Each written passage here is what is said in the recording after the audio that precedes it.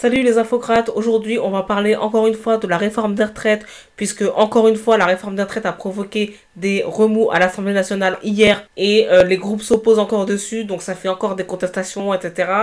Ça fait encore des manœuvres politiques, donc je vais vous raconter tout ça et je vais vous donner les tenants et les aboutissants, je vais tout vous expliquer. Avant tout, je vous invite à vous abonner, mettre les notifications, les petits pouces, les commentaires, afin de me permettre de vivre de ma chaîne. Et c'est parti, on va parler de la réforme des retraites encore une fois. Alors, la réforme des retraites. Le groupe LIOT, Liberté, Indépendants, Outre-mer, Territoire, qui est un groupe de députés à l'Assemblée nationale, a déposé une loi visant à abroger la réforme des retraites.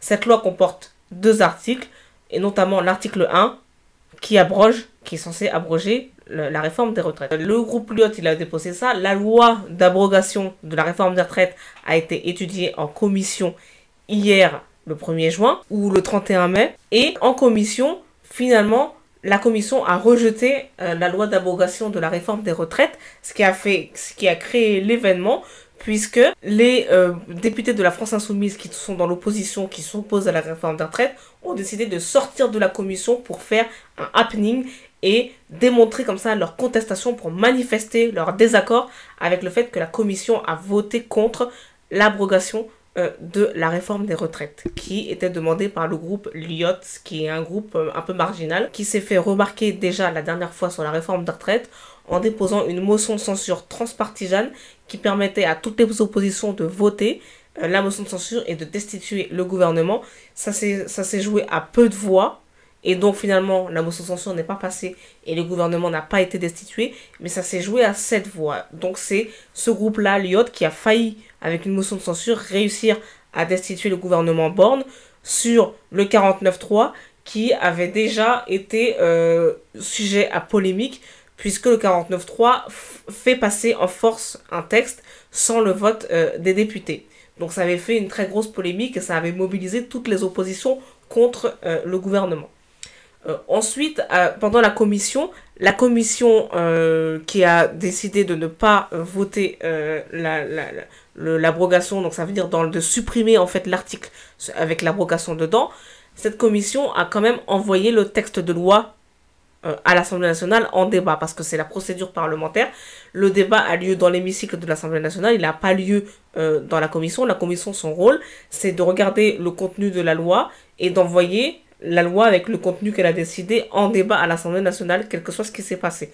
Donc, si la commission a supprimé des articles, elle envoie le texte avec les articles supprimés comme ça en débat à l'Assemblée nationale. Donc là, elle va envoyer ce texte-là à l'Assemblée nationale avec l'article 1 supprimé, ce qui permet au groupe LIOT de faire des amendements, ce qu'on appelle des amendements, c'est-à-dire des possibilités de changer un article.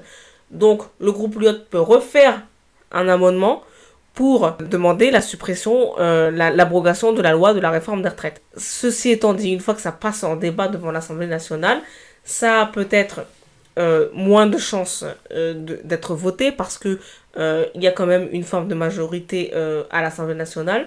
C'est-à-dire que même si le président est en minorité relative, les républicains peuvent toujours s'agréger avec la majorité pour faire une majorité. Il y a le camp d'Édouard Philippe, il y a certains députés donc on peut avoir pour avoir une majorité contre l'abrogation de la réforme des retraites.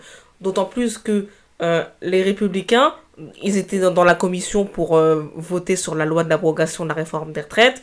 Et finalement, les républicains ont voté pour la suppression de l'article sur l'abrogation, c'est-à-dire ils ont voté contre l'abrogation de la réforme des retraites.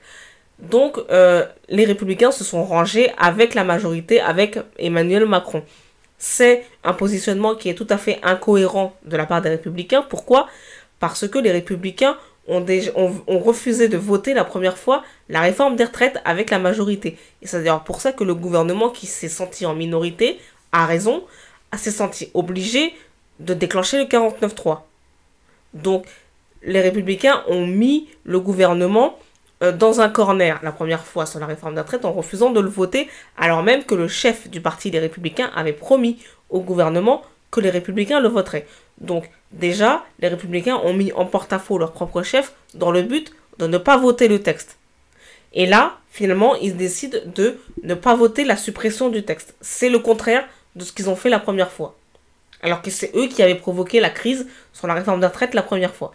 Donc, ça montre bien que les Républicains ne sont pas si opposés que ça à Emmanuel Macron. En effet, Emmanuel Macron applique le programme économique des Républicains, à savoir la réforme des retraites, qui n'est rien d'autre qu'une énième réforme Sarkozy, Chirac, la droite en général. Bon, donc les Républicains, on voit qu'ils s'opposent à rien du tout, ils sont les valets de la Macronie, comme on s'y attendait. Ensuite, il y a la France Insoumise donc, qui a fait son happening. On est habitué à ce happening. Ils cherchent tous les moyens de s'opposer, puisque de toute façon, le texte va bien partir à l'Assemblée nationale, même avec l'article supprimé, pour être débattu.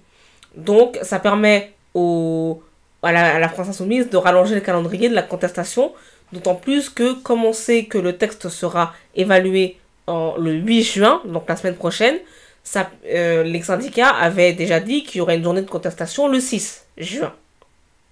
Donc, ça permet à la France Insoumise de poser comme ça des actes de contestation et d'opposition avant la journée de mobilisation du 6 pour pouvoir dire qu'ils sont bien là, qu'ils sont présents dans l'arène politique aux côtés des syndicats et qu'ils sont bien en accord avec l'intersyndicale qui projette de faire des journées de contestation et de mobilisation dans la rue notamment. Il y a un groupe qui aussi conteste, mais qui est beaucoup moins présent médiatiquement, c'est le Rassemblement National.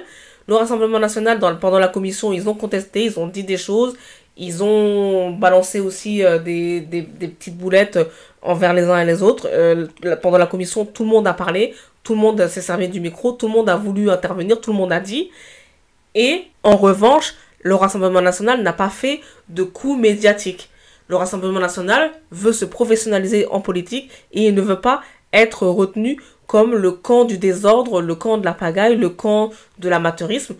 Donc, même si en commission ils sont intervenus, ils ont décidé d'être professionnels, de faire des propositions, de faire des contestations en commission dans le cadre de l'Assemblée nationale, sans faire des happenings qui sortent du cadre de l'Assemblée nationale. On va voir comment ça se passe dans les prochaines semaines et dans les prochains mois pour la réforme des retraites. La loi d'abrogation a peu de chances de passer parce que le groupe Lyot est minoritaire et que les Républicains ont plutôt décidé de rentrer dans le rang. Donc on va voir, et en plus le Sénat est à droite, donc plutôt favorable à la réforme des retraites. Donc on va voir comment tout ça se termine dans le calendrier, mais cette proposition de loi n'a pas beaucoup de chances malgré tout de passer. Allez, je vous dis à bientôt pour un prochain édito. Salut!